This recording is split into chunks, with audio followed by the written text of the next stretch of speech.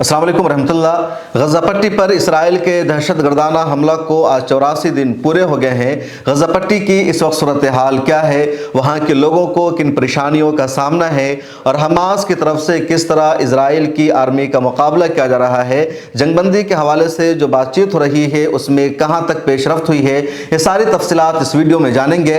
उससे पहले आपसे दरख्वास्त है, मिल्लत टाइम्स को सब्सक्राइब कर लीजिए और ज्वाइन के बटन पर क्लिक करके हमारी मेंबरशिप भी ले लीजिए। मिल्लत टाइम्स को फाइनेंशियली सपोर्ट कीजिए। डिस्क्रिप्शन में लिंक और अकाउंट की तफसील मौजूद है। गज़ा पट्टी से जो ताज़ा तरीन अपडेट सामने आई है उसके मुताबिक वहाँ अफरा तफरी और बेचैनी बढ़ते जा रही है। लोगों के पास अब रहने की कोई पुरअमन जगह नहीं बची है। देर अल-बलाह के इलाके में सबसे ज़्यादा लोग हिजरत कर चुके हैं। वहाँ खेमा लगाकर टेंट लगाकर रहने पर मजबूर हैं। जो आबादी वाला इलाका बचा है या जो पुराने पनाह गुज़ीन कैंप है, उन सबको लगातार इसराइल की तरफ से खाली कराया जा रहा है।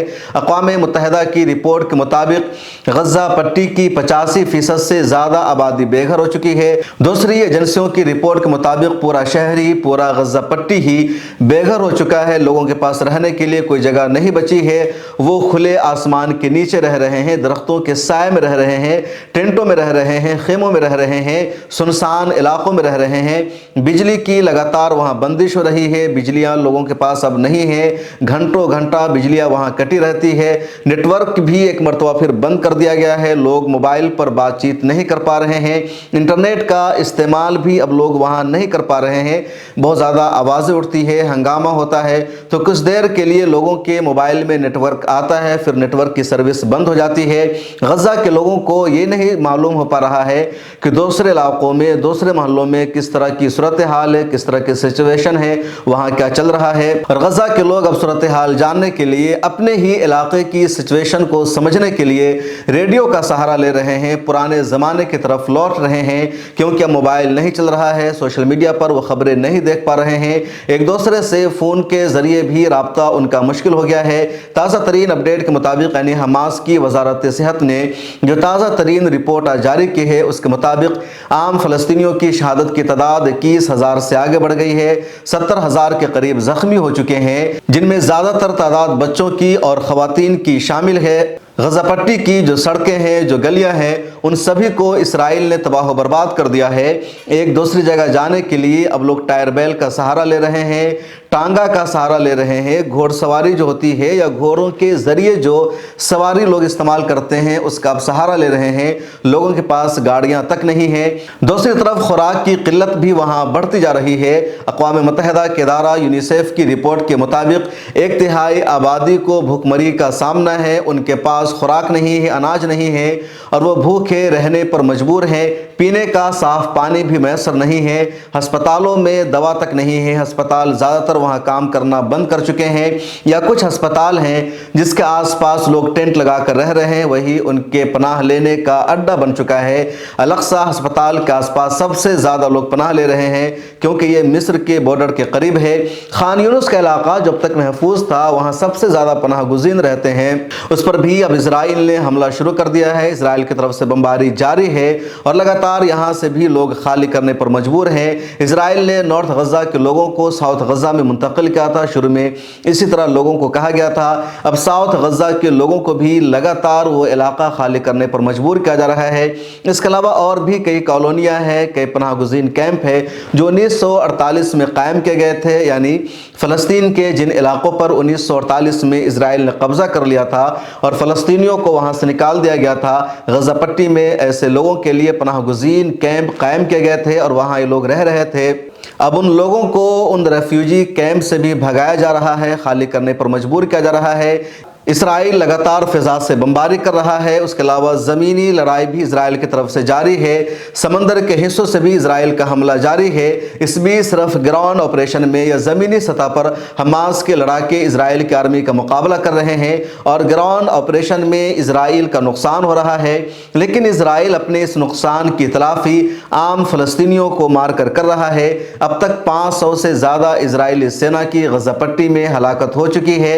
बड़ी तादाद में उनकी सेना जख्मी है, उनके सेना के दिलों में हमास का डर और खौफ बढ़ता जा रहा है। इजराइल ने गजा पट्टी में जंग का जो हदफ तय किया था अभी तक उसमें कामयाबी नहीं मिल सकी है। इन सब के बावजूद इजराइल पीछे हटने को तैयार नहीं, क्योंकि इजराइल को लगता है कि अगर हमने आम फलस्तीनियों को हलाक किया, आम फलस्तीनियों को शहीद किया, तो हमास उसके डर से पीछे हटेगी। लेकिन हमास का कहना है कि उसकी वजह से हम पीछे हटने वाले नहीं हैं, हम सब्र करने वाले हैं। हमास के एक अहम सरबराह खालिद मशअल का एक इंटरव्यू भी आज सामने आया है, जिसमें उन्होंने कहा है जब तक आज़ाद फ़लस्तीनी रियासत कायम नहीं होगी, जब तक इजराइल पीछे नहीं हटेगा, हमारे लड़ाके, हमारे मुजाहिदीन हथियार डालने वाले नहीं हैं, हम आखिरी वक्त तक लड़ते रहेंगे। मिस्र और कतर की सालिसी में काहिरा में जंगबंदी पर बातचीत भी हो रही है, मुज़ाकरात का दौर जारी है, लेकिन किसी हतमी नतीजा तक कोई भी फरीक नहीं पहुंच पा रहा है। और वजह यह है कि इजराइल की तरफ से ये शर्तें पेश की जा रही है कि हमास जंगबंदी के लिए इक़्तिदार को छोड़ दे और पैलेस्टाइन अथॉरिटी को वहाँ हुकूमत करने का मौका दिया जाए या किसी और ग्रुप को इक़्तिदार करने का मौका दिया जाए। हमास आइंदा वहाँ का कंट्रोल ना संभाले तब जंगबंदी की जाएगी और इसके बदले में हमास को इजरायली कैदियों को रिलीज़ भी करना पड़ेगा। लेकिन हमास ने इस तरह की शर्तों को मानने से इनकार कर दिया है। दूसरी तरफ इजराइल का कहना है कि जब तक मुकम्मल तौर पर हमास का सफाया नहीं हो जाएगा या तमाम सुरंगों को हम तबाह बर्बाद नहीं कर देंगे, उस वक्त तक पीछे हटने वाले नहीं हैं। और अभी तक इजराइल को अपने 3 हदफ में से किसी में कामयाबी नहीं मिली है। इजराइल की तरफ से एक बातचीत ये सामने आ रही है कि इजराइल गजा पट्टी में बफर जोन बनाना चाहता है, यानी गजा पट्टी और इजराइल की जो सरहद है वहाँ 1 किलोमीटर की पट्टी में या 1 किलोमीटर के इलाके में एक बफर जोन बनाना चाहता है, जहाँ एक इंटरनेशनल आर्मी होगी। उसके बाद गजा पट्टी में रहने वालों को हथियार रखने का इख्तियार नहीं होगा, या अगर होगा तो ये जो बफर जोन का एरिया होगा वो कंट्रोल करेगा। अगर हमास की तरफ से या गजा पट्टी के फ़लस्तीनियों की तरफ से इजराइल पर हमला किया जाएगा तो उस हमले को बफर जोन से कंट्रोल किया जाएगा और इजराइल उससे महफूज रहेगा। दरअसल इजराइल की परेशानी यह है कि पिछले 70 सालों से इजराइल ने पूरी दुनिया में ज़रूर ये डंका बजाया कि बहुत पुरअमन स्टेट है, वो बहुत तरक्की याफ्ता है, उसकी एजेंसियाँ बहुत मजबूत है, उसकी जो मोसाद है, उसकी जो आर्मी है बहुत ताकतवर है और हमास के हमलों का उस पर असर नहीं पड़ता है। लेकिन सच्चाई यह है कि अभी तक इजराइल में अमन नहीं आ सका है और बहुत आसानी से गजा पट्टी से इजराइल पर हमला किया जाता है और इजराइल में हमेशा तबाही होती है, बर्बादी होती है। यही वजह है कि ज़्यादातर इजरायली इजराइल की शहरियत लेकर के भी वहाँ नहीं रहते हैं, वो बाहर के मुल्कों में, यूरोप और अमेरिका में रहते हैं।